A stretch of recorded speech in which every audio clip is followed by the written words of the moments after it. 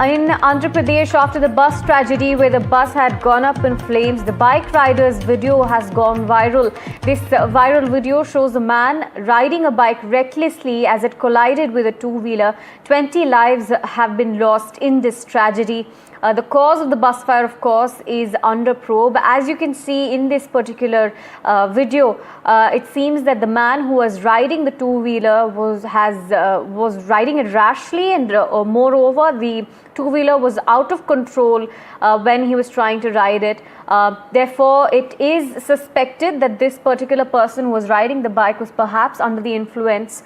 CCTV footage that has now gone viral shows the man riding this particular bike as it goes out of control. Negligent driving is being suspected behind the accident near the bus that caused a massive fire. My colleague Uma joins us with more details. Uma, now this particular CCTV that has surfaced has raised questions about the man who was riding the bike. He seems under the influence.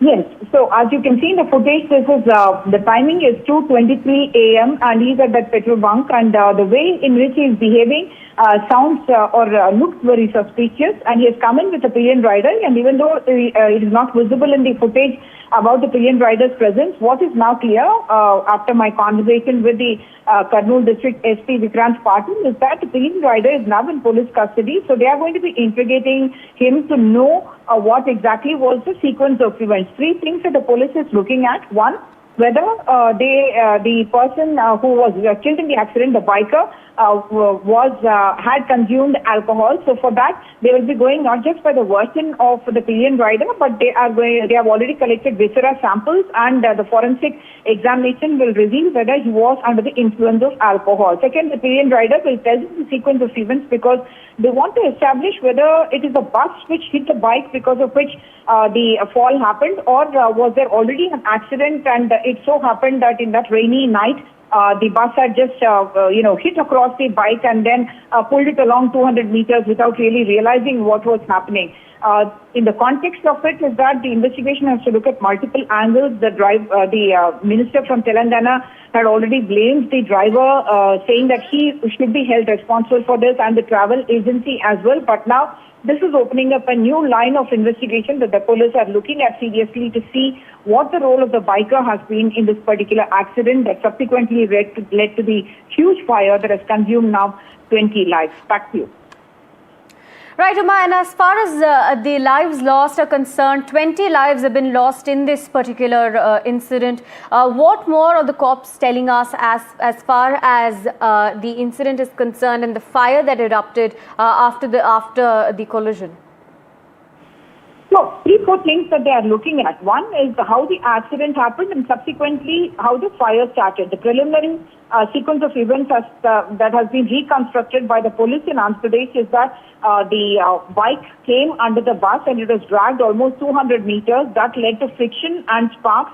That led to the fuel getting ignited and there was a blast. The second part of it is that the structure of the vehicle itself had a lot of non-fire retardant material, which means that it is combustible and inflammable material that we are talking about, not just in terms of the foam. There is also a lot of the pistons that were inflammable, and the ply framework of the entire bus, all of that, and the curtains as well. There were synthetic curtains. All of that led to the fire spreading within a matter of less than 5 minutes is what we are told. It was completely engulfing the bus.